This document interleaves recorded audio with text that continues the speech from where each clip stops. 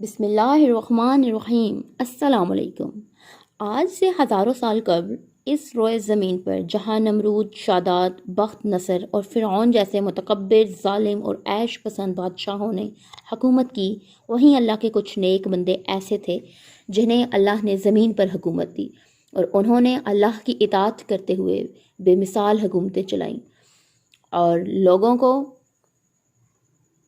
اللہ سے قریب کیا، جن میں ایک نام حضرت ذوالقرنین کا ہے۔ حضرت ذوالقرنین کو اللہ نے زمین پر اقتدار بخشا تھا، انہیں ایک عظیم لیڈر کی صلاحیتوں سے نوازا تھا۔ زمانہ قدیم میں ذوالقرنین نامی اس بادشاہ نے ایک مضبوط اور طاقتور سلطنت قائم کی تھی۔ وہ اللہ کے نیک اور صالح بندے ہونے کے ساتھ ساتھ فاتح اور فوج کے سپاسالار بھی تھے۔ حضرت ذوالقرنین بادشاہ ہونے کے باوجود توحید اور آخرت کے قائل تھے۔ ذوالقرنین کے معنی دو سمتوں کے ہیں، یعنی یہ دنیا کے دو کناروں پر پہنچے تھے، اس لیے ان کو ذوالقرنین کہا گیا، اور بعض نے ان کو سینگ کے لیے معنی استعمال کیا، یعنی دو سینگوں والے۔ ان کا نام اس لیے اسکندر تھا، لیکن یہ ہرگز یونان کے اسکندر نہیں تھے۔ یونانی اسکندر کافر تھا اور وہ آگ کی پوجا کرتا تھا، جبکہ یہ مسلم اور ولی اللہ تھے۔ یہ سام بن نوح کی اولاد میں سے تھے۔ یہ خضر علیہ السلام کے خالہ زاد تھے۔ خضر علیہ السلام ان کی فوج کا جھنڈا اٹھانے والے تھے۔ قرآن مجید میں حضرت ذوالقرنین علیہ السلام کے 3 سفر کا حال بیان ہوا ہے، جو سورہ کہف میں تفصیل سے موجود ہے۔ سفر نہایت ہی عجیب اور عبرت خیز تھا۔ حضرت ذوالقرنین نے پرانی کتابوں میں پڑھا تھا کہ سام بن نوح کی اولاد میں سے ایک شخص آب حیات کے چشمہ سے پانی پی لے گا تو اس کو کبھی موت نہ آئے گی۔ اس لیے حضرت ذوالقرنین نے مغرب کا سفر کیا۔ آپ کے ساتھ حضرت خضر علیہ السلام بھی تھے۔ وہ آب حیات کے چشمے تک پہنچ گئے اور اس کا پانی پی لیا، مگر حضرت ذوالقرنین کے نصیب میں یہ پانی پینا نہیں تھا۔ اس سفر میں آپ مغرب کی جانب روانہ ہوئے۔ آپ نے وہ سب منزلیں طے کر کے ایک ایسے مقام پر پہنچ گئے جہاں سورج غروب کے وقت ایسا نظر آیا کہ وہ ایک سیاہ چشمہ میں ڈوب رہا ہے، جیسا کہ سمندری سفر کرنے والوں کو آفتاب سورج کے کالے پانی میں ڈوبتا نظر آتا ہے۔ وہاں ان کو ایک ایسی قوم ملی جو جانوروں کی کھال پہنے ہوئے تھے، اس کے سوا کوئی دوسرا لباس ان کے بدن پر نہیں تھا، اور دریائے مردہ جانوروں کے سوا ان کی غذا کا کوئی دوسرا سامان نہیں تھا۔ یہ قوم ناسک کہلاتی تھی۔ یہ قوم فسق و فجور کا شکار ہو چکی تھی اور ان میں سرکشی اور بغاوت عام تھی۔ اللہ رب العزت نے ان کی سرکشی پر حضرت ذوالقرنین کو فرمایا کہ یہ تمہاری مرضی ہے کہ انہیں سزا دو یا ان کے ساتھ اچھا سلوک کرو۔ حضرت ذوالقرنین نے دیکھا کہ ان کے لشکر بے شمار ہیں اور یہ لوگ بہت ہی طاقتور اور جنگجو ہیں۔ ذوالقرنین نے ان لوگوں کی گرد اپنی فوج کا گھیرا ڈال کر ان لوگوں کو بے بس کر دیا۔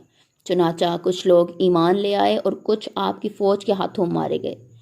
دوسرا سفر حضرت ذوالقرنین نے مشرق کی طرف کیا اور وہ طلوع آفتاب کے آخری کنارے پر جا پہنچے۔ وہاں آپ نے سورج کے طلوع ہونے کے منظر کو دیکھا اور ایسا محسوس کیا جیسے سورج زمین کے اس خطے پر آباد ایک قوم پر ابھر رہا ہو۔ یہ لوگ بغیر لباس اور مکان کے غاروں میں رہا کرتے تھے۔ ان کے سر چھپانے کے لیے چھت تک نہیں تھی۔ وہ بے سہارا، کمزور اور لاچار لوگ جانوروں کی طرح غاروں میں زندگی بسر کر رہے تھے۔ حضرت ذوالقرنین نے اس قوم کی تربیت کی، ان کے لیے لباس اور چھت کا بندوبست فرمایا اور عزت کے ساتھ زندگی کے جوہر سکھائے، اور اس قوم کی تمام ضروریات کا انتظام فرمایا۔ حضرت ذوالقرنین نے یہاں اپنا سفر ختم نہ کیا، بلکہ وہ شمال کی طرف بڑھے اور شمالی جانب میں وہ کفاف کے پہاڑی علاقوں تک جا پہنچے۔ وہاں ان کو ایک قوم ملی۔ ان لوگوں نے حضرت ذوالقرنین کے حسن سلوک سے متاثر ہو کر یہ التجا کی کہ پہاڑ کی اس جانب ایک قوم آباد ہے جو یاجوج ماجوج کہلاتی ہے۔ یاجوج ماجوج حملہ کر کے ہر وقت انہیں پریشان کرتے رہتے ہیں۔ اگر ممکن ہو تو ان کو 2 گھاٹیوں کے درمیان جو درے ہیں انہیں بانٹ دیجیے، اور اس سلسلہ میں جو لاگت آئے وہ ہم دینے کے لیے تیار ہیں۔ چنانچہ حضرت ذوالقرنین نے ان کی درخواست کو منظور کر لیا اور کہا کہ تمہاری مالی امداد کی مجھے ضرورت نہیں، اللہ کا دیا بہت کچھ موجود ہے، البتہ کچھ مزدور تم مہیا کر دو تو میں ایسی دیوار بنا دوں گا جو نہایت ہی مضبوط ہوگی۔ لہٰذا پہلے لوہے کے بڑے بڑے تختیوں کے اوپر نیچے تہ جمائی گئی، جن کی بلندی دونوں طرف کی گھاٹیوں تک پہنچ گئی۔ لوگوں کو حکم دیا کہ خوب آگ بھڑکاؤ۔ اس کام کے لیے لکڑی اور کوئلہ کو استعمال میں لایا گیا۔ جب لوہا آگ کی طرف سرخ ہو گیا تو پگھلا ہوا تانبا اوپر سے ڈالا گیا، جو لوہے کے چادروں کے درزوں میں جم کر پیوست ہو گئی، اور یہ سب کچھ مل کر پہاڑ سا بن گیا۔ بلندی کی وجہ سے اس کے اوپر چڑھنا بھی مشکل تھا، اسے توڑا بھی نہیں جا سکتا تھا۔ جبکہ یہ دیوار تعمیر ہو گئی تو حضرت ذوالقرنین نے اللہ کا شکر ادا کیا، جس نے یہ دیوار بناتے اور لوگوں کو آئے دن کی پریشانیوں سے نجات دلانے کی توفیق بخشی، مگر ساتھ ہی لوگوں کو یہ بھی بتا دیا کہ یہ دیوار اگرچہ بہت مضبوط اور مستحکم ہے، مگر یہ لازوال نہیں، جو چیز بھی بنی ہے بالآخر فنا ہونے والی ہے۔ جب تک اللہ کو منظور ہے قائم رہے گی، اور ایک وقت ایسا آئے گا کہ یہ دیوار تباہ ہو جائے گی۔ تباہی کا یہ وقت قرب قیامت کا وقت ہوگا۔ دراصل یاجوج ماجوج یافس بن نوح کی اولاد میں سے ہیں، اور یہ ایک فسادی قوم ہے۔ ان لوگوں کی تعداد بہت ہی زیادہ ہے۔ یہ لوگ بلا کے جنگجو اور خونخوار اور بالکل ہی وحشی اور جنگلی ہیں، جو بالکل جانوروں کی طرح رہتے ہیں۔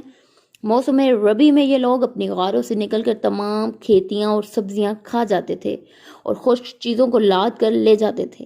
آدمیوں اور جنگلی جانوروں، یہاں تک کہ سانپ، بچھو اور ہر چھوٹے بڑے جانوروں کو کھا جاتے تھے۔ روایتوں کے مطابق یاجوج ماجوج روزانہ اس دیوار کو توڑتے ہیں، اور دن بھر جب محنت کرتے ہیں تو ان کو توڑنے کے قریب ہو جاتے ہیں۔ تو ان میں سے ایک کہتا ہے کہ اب چلو، باقی کو کل توڑ لیں گے۔ دوسرے دن اللہ کے حکم سے وہ دیوار ویسے ہی مضبوط بن جاتی ہے۔ جب اس دیوار کے ٹوٹنے کا وقت آئے گا تو ان میں سے ایک کہنے والا کہے گا کہ اب چلو انشاءاللہ کل اس دیوار کو توڑ ڈالیں گے۔ لوگوں کے انشاءاللہ کہنے کی برکت سے دوسرے دن دیوار ٹوٹ جائے گی۔ یہ قیامت کے قریب ہونے کا وقت ہوگا۔ دیوار ٹوٹنے کے بعد یاجوج ماجوج نکل پڑیں گے اور زمین میں فتنہ اور فساد، قتل و غارت کریں گے، اور یہ قرب قیامت کی 10 بڑی نشانیوں میں سے ایک نشانی ہے۔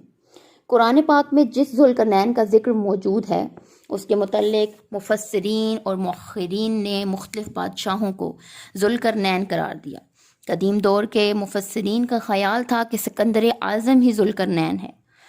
جدید دور کے مفسرین نے اس حلیے کو بالکل رد کر دیا، اور انہوں نے کہا کہ سائرس اعظم یعنی ایران کے بادشاہ خزرس کو ہی ذوالقرنین کہا ہے، کیونکہ قرآن پاک میں بتائی گئی بہت سی نشانیاں ان پر صادق آتی ہیں۔